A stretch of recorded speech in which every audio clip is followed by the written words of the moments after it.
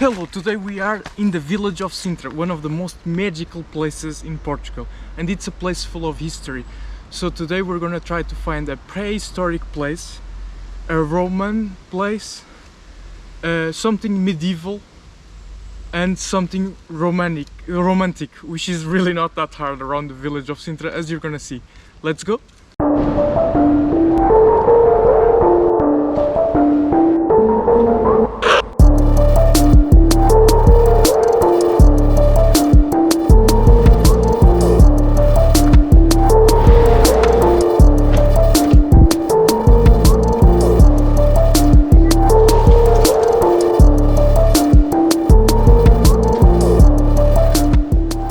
Apparently we already passed the first wall of what is Castelo dos Mouros, or Castle of the Moors. We call it like that because it was a castle built by the people that live in Iberia before Portugal, which was Muslims, and we call them Moors. This castle is right at the top of the Sintra hill, so I'm always climbing, as you can see. It's very pretty,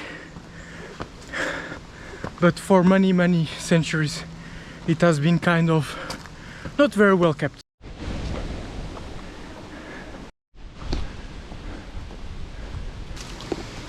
So this is the second wall, as you can see. So there's a lot more to the castle than I thought, huh? Many walls.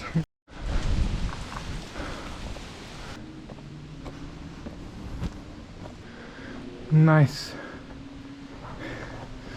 More of what Sintra really is. Just look at this tiny corner. You can just sit here. It's probably full of peace, and you have amazing privacy under a giant rock that can fall on you at any moment. Amazing.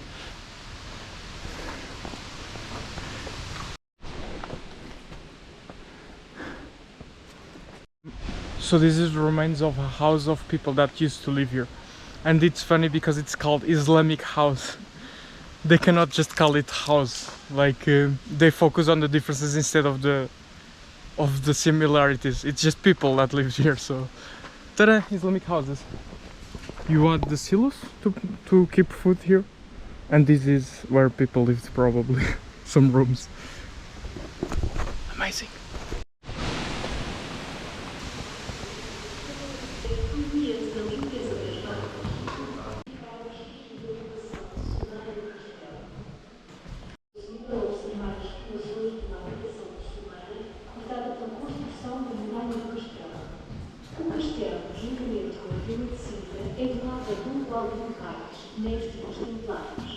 E em 1154 é concedida a Carta de Foral a Sintra.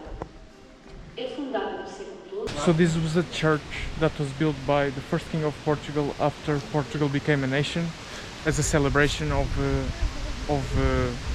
its accomplishments, right? And as the castle became more and more empty over the centuries, this actually at some point became a synagogue, and it was where the Jews could pray. And then the Jews got expelled from Portugal, as everyone knows, I guess, and this just became a ruin. In the 19th century it was used as a romantic ruin for the castle that was perceived as a garden of the king. And now, as you could see, it's a museum of the history of the place.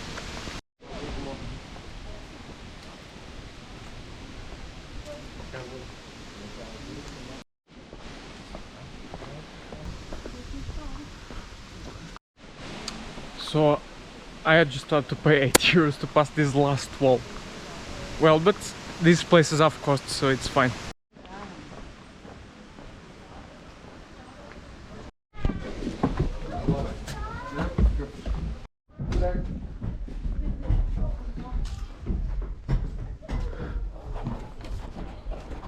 So this is where the supplies of the castle were kept.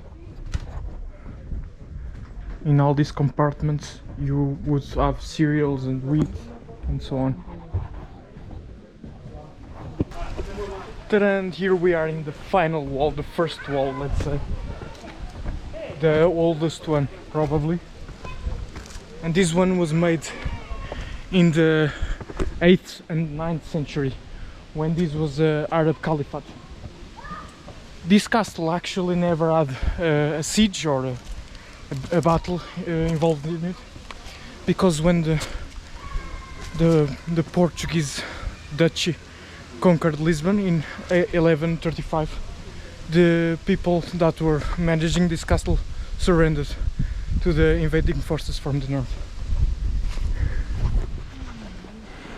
After that, Dom Afonso Henriques, the king, put 30 people here living in the castle permanently in charge of the castle, but over the decades this never had a very strong strategic role, so the people just moved down and went to the village, and over the centuries this got more and more desertificated.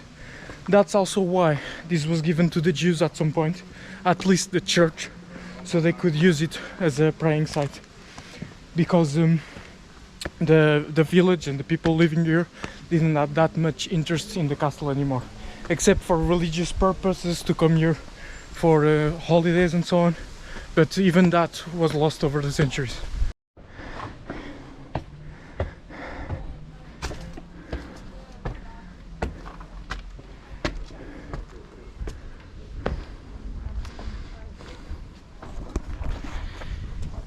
In 1755, when there was the major Lisbon earthquake, the castle was very destroyed with it, because this is very close to Lisbon, so Sintra was also very affected, and it never got repaired considerably until the 20th century. At some point this just became the ruins of a romantic place, like the King's Gardens.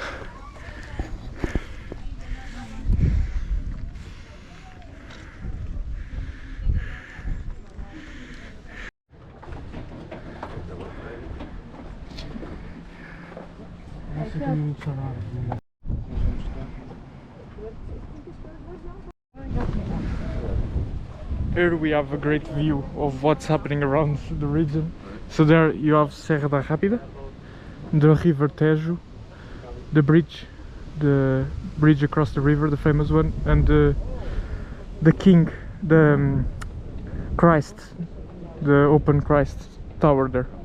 Then you have Lisbon, Monsanto, the town of Monsanto with all the pine trees.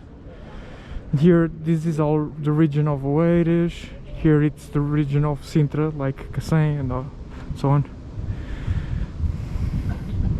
There to that region you have Mafra there. I don't know if you can see it well. There's a huge convent. And there to this side you have Ericeira there, you can see here, and the west coast. And here you have the village with the palace here, then the train station of Sintra, then the court of Sintra. So if you steal something you go there to a judge. So let's check the other side, see what we see. In this side, slightly west of the Palácio Nacional, you have Quinta da Regaleira, which is probably the most iconic place to visit in Sintra if you come here. This is the place you want to go.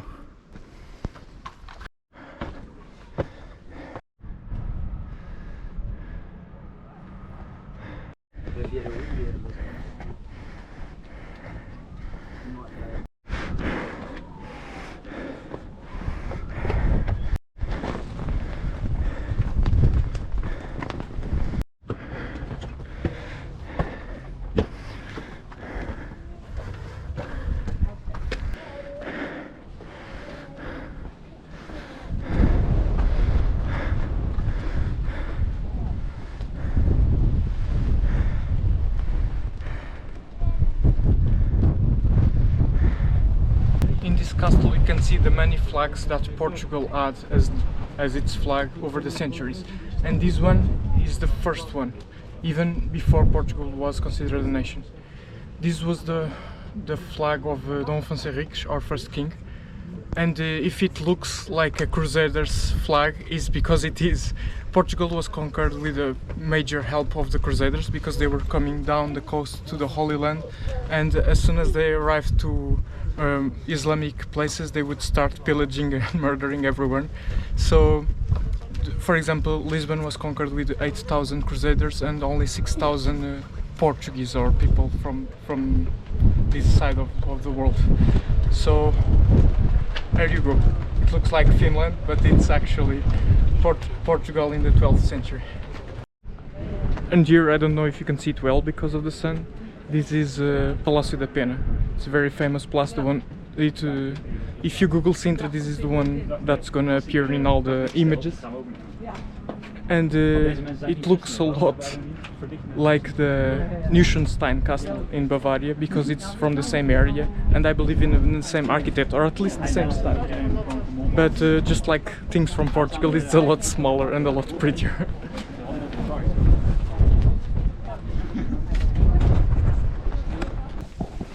So I was talking to the camera, and there's a lot of tourists up there, of course, because this is the tallest place in Sintra, or at least in the castle.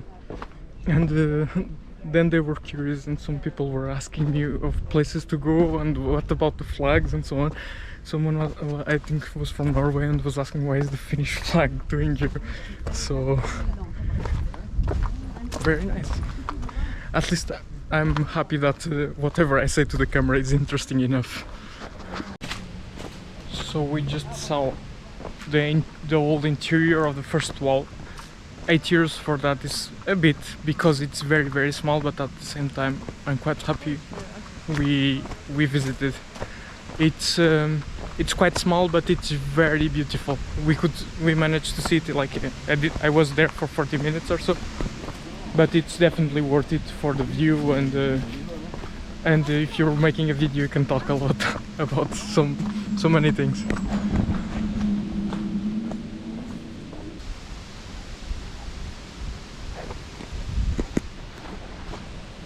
So this was the neighborhood before Portugal came here.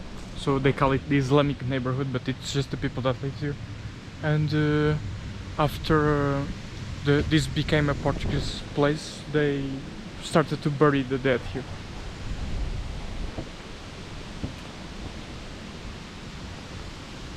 Relax, YouTube, that's not real. That's not real dead bodies, it's just a representation with plastic. So now let's head back to the village of Sintra and look around the village a tiny bit to see the village. Sintra is a very beautiful place in terms of forest. There's a lot of very tall trees and very green, and it's something that in the region you don't have much.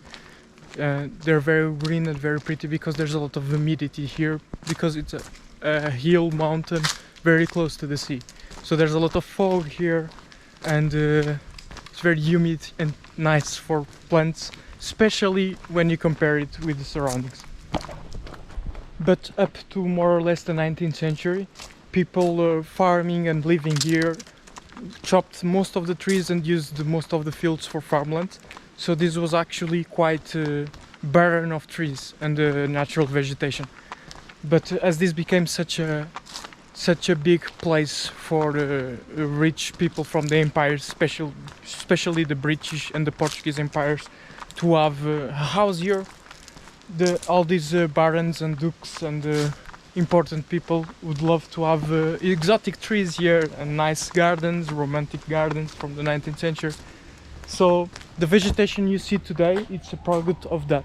It's very beautiful, very pretty, very green, but it's also very anthropomorphized, you know.